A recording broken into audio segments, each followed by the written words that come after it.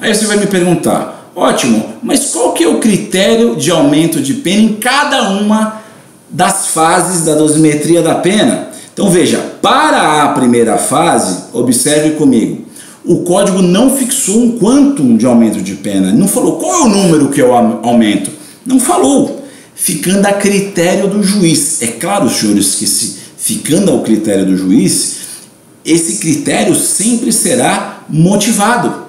Lembrando o artigo 93, inciso 9 da Constituição Federal, que determina taxativamente que todas as decisões judiciais serão sempre fundamentadas. E a partir disso existe até um critério processual. Por quê?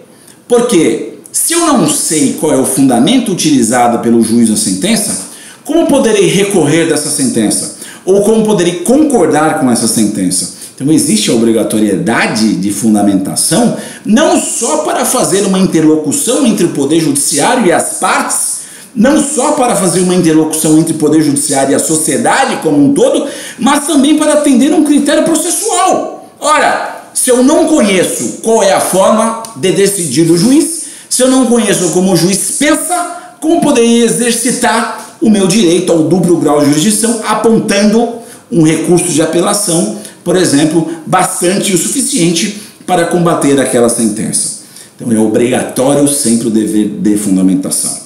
Então, na primeira fase, observando esse dever de fundamentação, o Código Penal ele não diz qual é o quantum de aumento para cada circunstância judicial desfavorável, a partir da premissa que nós fixamos no começo da nossa fala, que a pena base sempre partirá do mínimo.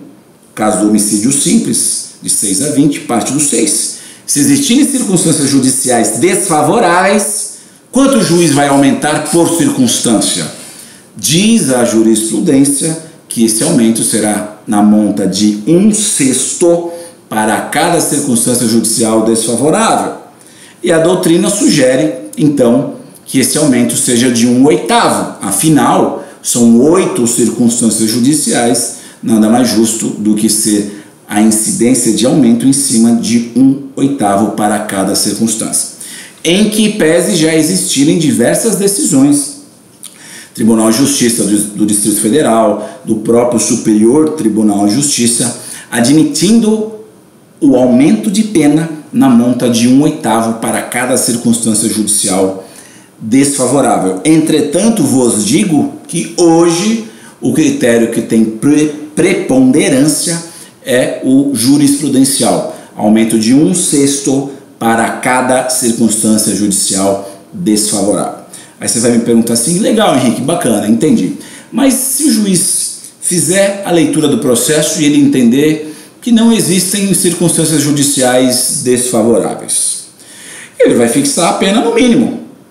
No caso do homicídio simples, 6 anos. E se ele observar que existem circunstâncias judiciais favoráveis, então ele não vai fazer nada, porque ele já fixou a pena no mínimo preconizado pelo legislador. Se tiverem circunstâncias benéficas e a pena já está no mínimo, não dá para ir abaixo do mínimo, porque ele está fixo entre o mínimo fixado pelo legislador e o máximo preconizado nessa legislação. Perfeito?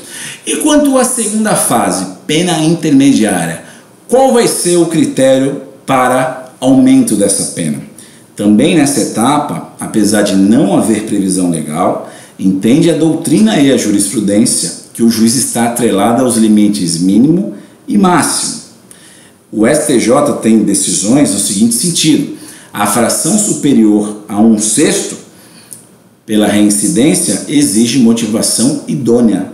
HC 229, 371, da ministra Laurita Vaz. Então, senhores, se existirem agravantes, o agravamento ocorrerá na monta de 1/6. Se existirem atenuantes, a atenuação ocorrerá na monta de 1/6. Qual é a grande questão aqui da segunda etapa? A grande questão é que circunstâncias atenuantes não podem conduzir aquém do mínimo e nem circunstâncias agravantes podem conduzir além do máximo preconizado em abstrato na norma. Eu vou repetir para você degustar. Segunda fase, qual é o pulo do gato? Qual é o pulo do gato? Eu tenho que observar o critério estabelecido pelo legislador. Qual é o máximo da pena em abstrato? Vou pegar o exemplo aí do homicídio simples, de 6 a 20. Qual o máximo preconizado em abstrato? 20. Se o juiz, na primeira fase, com observância às circunstâncias judiciais, já fixar essa pena no seu máximo, no seu teto, em abstrato, ou seja, 20 anos, e ainda assim existirem 2, 3, 4 circunstâncias agravantes, o juiz não pode ir além do máximo fixado na norma. O inverso também é verdadeiro. Se o juiz fixar a pena base no mínimo, por exemplo, 6 anos, dentro desse caso do homicídio simples, e existirem lá circunstâncias legais, favoráveis, atenuantes, por exemplo, a confissão judicial livre, espontânea, ou que o fulano ele seja menor de 21 anos e maior de 18 à época do fato. Então, se a pena já está no mínimo, a circunstância atenuante não pode ir aquém do mínimo, não pode ir abaixo do mínimo, porque o juiz está adstrito aos critérios mínimo e máximo do legislador nessa segunda etapa, que é a pena intermediária. Limitações essas que não existem na terceira fase, que é a fase de fixação da pena definitiva. Então veja só, dentro da fixação da pena definitiva, nós vamos ter o que? Causas de aumento ou diminuição, majorantes e minorantes. Elas estão situadas tanto na parte geral quanto na parte especial e em legislações extravagantes, sendo facilmente identificadas porque estabelece um quantum geralmente em fração. Então as causas de aumento e as causas de diminuição é muito fácil de você identificar, porque vai estar diretamente no preceito secundário da norma. Então, por exemplo, lá no caso do homicídio, artigo 121, vai estar lá, artigo 121, matar alguém, parágrafo 1º. No parágrafo 1º, nós vamos ter lá uma minorante. Que minorante é essa? É o homicídio privilegiado. E aí, dentro do homicídio privilegiado, vai ter lá uma fração. A pena será reduzida de 1/3 a 2/3.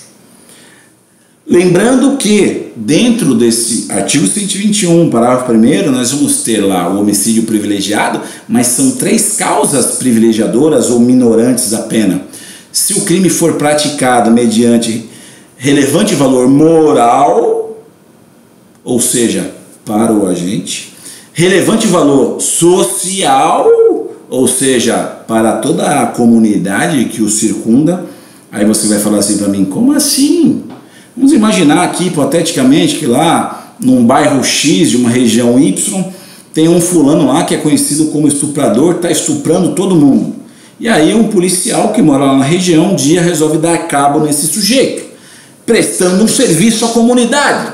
É claro que esse fato ele é criminoso, mas não tão criminoso como um outro homicídio qualquer, porque teve um relevante valor social que interessa a toda a sociedade. Será condenado? Provavelmente sim, mas com a aplicação de uma minorante, com a aplicação de uma diminuição de pena. E também, claro, dentro do homicídio privilegiado, nós temos aquela circunstância chamada violenta emoção, ou seja, quando o agente age logo após a injusta provocação da vítima em razão de violenta emoção. Se isso ficar demonstrado de forma probatória, então lá o jurado poderá reconhecer essa circunstância minorante e o juiz, no momento da sentença, ele irá aplicar essa diminuição de pena. Gente, um ponto importante. Aqui, na causa de diminuição ou na causa de aumento de pena, o juiz não fica adstrito ao mínimo legal nem ao máximo legal abstratamente previstos na norma. Exemplo, sujeito foi condenado por homicídio simples.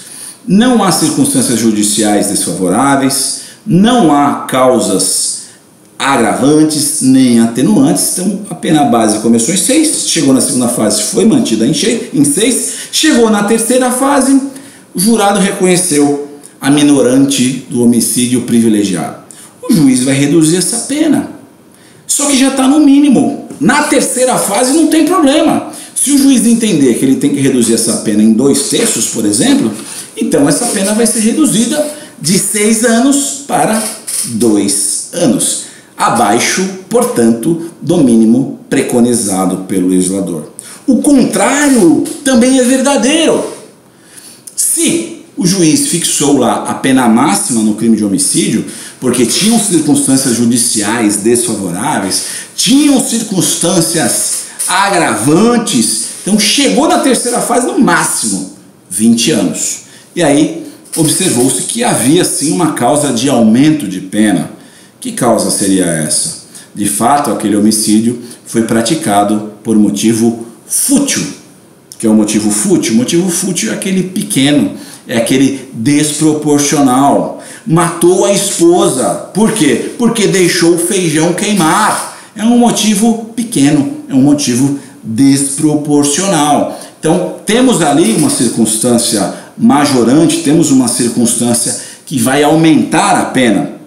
Nesse caso, ainda que a pena base e a pena intermediária não tenham levado a pena até, por exemplo, o máximo 20 anos, ou neste caso do meu exemplo do qualificado, 30 anos, que o qualificado é de 12 a 30, perdoe meu pequeno lapso, e ainda tenha essa circunstância qualificadora, o juiz poderá fixar sim acima de 30, aplicando a fração preconizada no artigo 121, parágrafo 2º, inciso 2º do Código Penal. Perfeito? Resumindo, terceira fase, aplicação definitiva da pena, não fica adstrita de forma alguma ao preceito secundário mínimo e ao preceito secundário em abstrato máximo da quantidade de pena. Ela pode ir além ou pode ficar aquém.